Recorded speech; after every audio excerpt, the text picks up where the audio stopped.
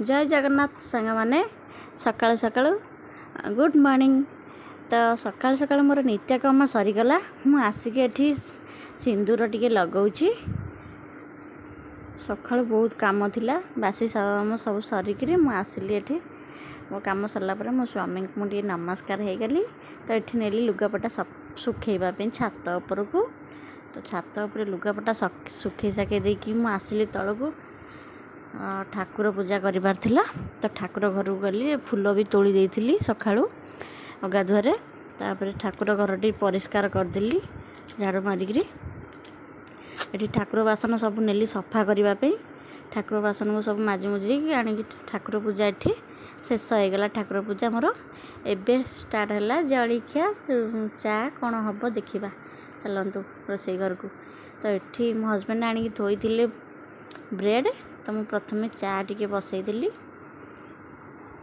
चा प्रथमे हम नाली चा, तो अमूल नथिला सर जाइए।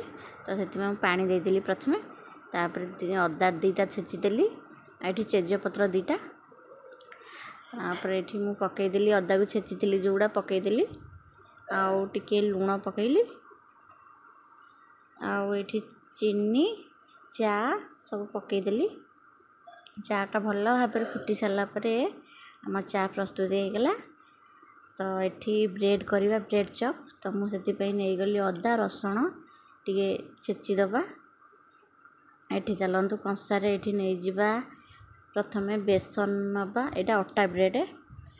तो बेसन नहीं जावा प्रथमे जी मान देखिकी नवा पड़ो ब्रेड केतेटा। तो से हिसाब से बेसन नहीं जावा। लुण भी पकईदेली ये, हल्दी गुंड आ जीरा पाउडर आ लंका पाउडर टिके आ जो अदा रसुण पेस्ट टिके छेची थी ताकू टिके पकईदेली। आ सोडा टिके नवा फुलवाई।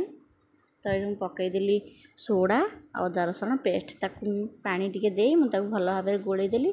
ता बेटर सबुठ होगला। तार ताकू रखीदे 5 मिनट।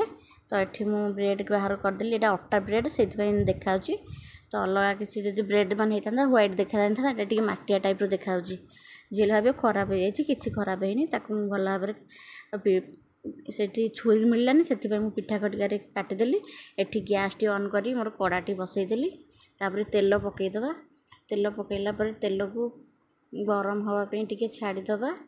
तापर एटी मु ब्रेड को नेली बेसन देहरे गोलेदेली।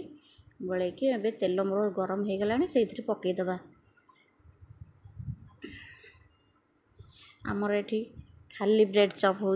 तो ब्रेड चप हेल्ले आलू गोटे दिन पकई आलू देकरी मझे ब्रेड चप करी भल लगी खाई। तो ये होगला। ये मो बापा को आगे मो ससुर मुझे से बस फास्ट देवी टमाटो सस। मो झील 5 टଙ୍କା 15 टଙ୍କା देकी आगे किणिकी आनी। तो समस्त देदेवी ये लगे खाए से खाइबेनि। तो आम बापा को फास्ट देदेली।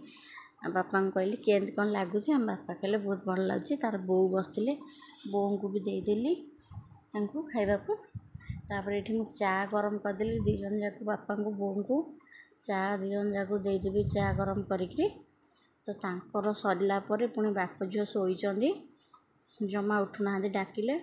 तो तांको जाइए उठेकी उठा पूर्व से उठीगले। तो मो झील को ये ब्रश देदेली।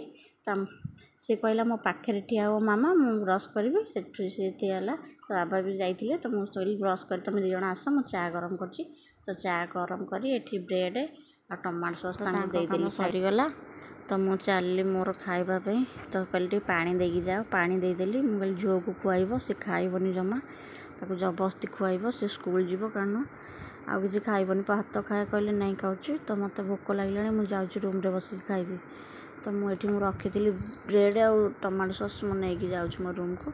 आ झुअर भी बही पत्र तार सजाड़ा था। टिफिन भी रेडी करवा था। टिफिन भी थोई थी तार। मुझे बसी पड़ी कंसार भात जो ब्रेड थिला ताकू खाइबा। मुझे कंसार देखो बसिक खाऊँ। तो मो झुओ भी स्कूल पे रेडी हो गला। तो सांग मैंने जो मैंने नुआ आस मो चैनल की टी सब्सक्राइब करदे, लाइक शेयर कमेंट करेंगे। जमार भूलें सब्सक्राइब करने। मो झुओ जीव स्कूल मुझे जी नाई नाई मुझे सी जीव मजार मुझे पकई।